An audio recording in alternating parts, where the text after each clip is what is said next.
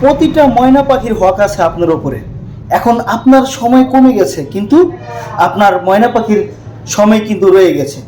যেমন আপনার চাহিদা কমে গেছে, ময়না পাখির চাহিদা কিন্তু ঠিকই রয়ে গেছে। এখন এই চাহিদা যদি আপনি পূরণ না করতে পারেন আপনার ময়না পাখির, তাহলে অবশ্যই অন্য ডালে গিয়ে বা অন্য জায়গায় গিয়ে ঘাস খাবে।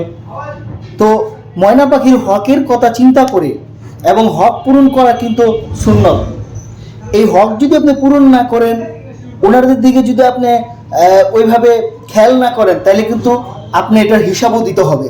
সেই কারণে এখন আপনি শেষ, মনে করেন আপনি শেষ, আপনার কিছুই নাই, আপনার মানে কোনো অনুভূতিই নাই।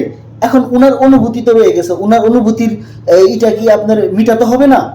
যাতে অন্য জায়গায় গিয়ে ঘাস না খেতে পারে এবং আপনার জায়গায় থেকে যাতে আপনি নিজে ওনার হকটা পূরণ করতে পারেন। হক হক মানে এমন না যে কোটি কোটি টাকা আর বাড়ি গাড়ি আছে এটি দিয়ে পূরণ করে দিলেন স্ত্রীকে। হক হচ্ছে মনের হক। মনের হক যদি আপনি পূরণ করতে পারেন, তাহলে আপনি ওনার কাছে সিংহ পুরুষ। বা